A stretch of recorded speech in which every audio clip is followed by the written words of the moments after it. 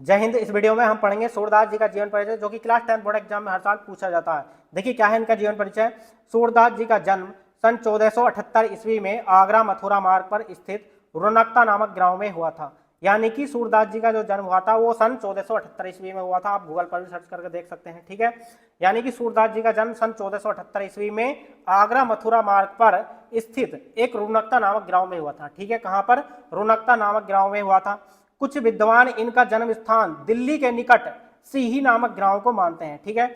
यानी कि कुछ विद्वानों में मतभेद है कि जो इनका जन्म स्थान है वो दिल्ली के निकट सीही नामक गांव को मानते हैं, ठीक है। आप बोर्ड एग्जाम में बीच बीच में ब्लैक पेन का यूज कर सकते हैं, जहां पर हमने रेड पेन का यूज किया, ठीक है। उसके बाद देखिए इनके पिता का नाम रामदास सरस्वत था। इनके पिता का नाम क्या था? रामदास सरस्वत था।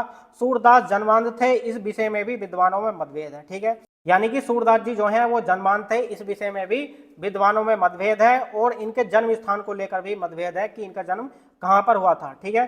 कुछ विद्वान मानते हैं कि सीही नामक गांव में हुआ था और कुछ मानते हैं कि आगरा मथुरा मार्ग पर स्थित रौनकता नामक गांव में हुआ था, ठीक है।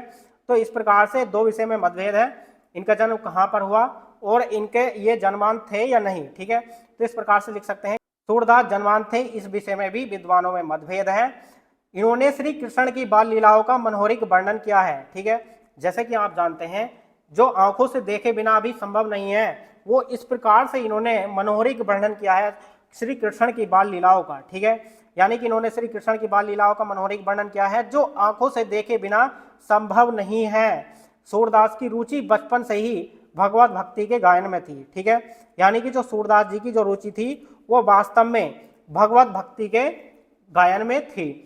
इन्होंने भक्ति का एक पद सुनकर महाप्रभु वल्लभाचार्य ने इन्हें अपना शिष्य बना लिया, ठीक है। यानी कि महाप्रभु वल्लभाचार्य ने इनसे एक भक्ति का पद सुना, ठीक है, और भक्ति का एक पद सुनकर इनको अपना शिष्य बना लिया, ठीक है।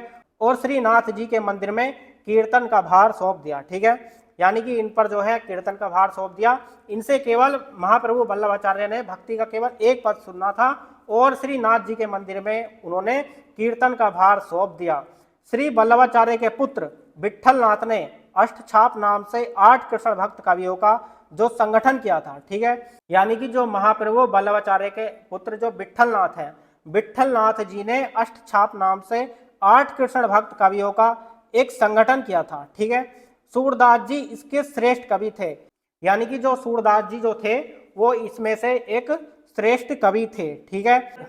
वे गांव घाट पर रहकर जीवन पर्यंत कृष्ण की बाल लीलाओं का गायन करते रहे। यानी कि जो सूरदास जी जो हैं वो गांव घाट पर रहते थे और गांव घाट पर अपना जीवन पर्यंत कृष्ण की बाल लीलाओं का गायन करते रहे, ठीक है। सूरदास जी की मृत्यु सन 1585 ईस्वी में हुई, ठीक है।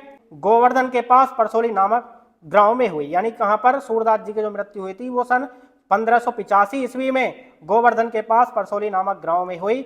इनकी रचनाएं कुछ इस प्रकार से लिख सकते हैं, ठीक है। देखिए रचना है इनके हैं सूरसागर, सूर सारावली, साहित्य लहरी, ठीक है। तो स्टूडेंट वीडियो को लाइक नहीं किया तो लाइक कर देना। चलिए मिलते हैं नेक्स्ट वीडियो में नेक्स्ट टॉपिक के साथ। तब तक के लिए जय हिंद, वंदे मातरम।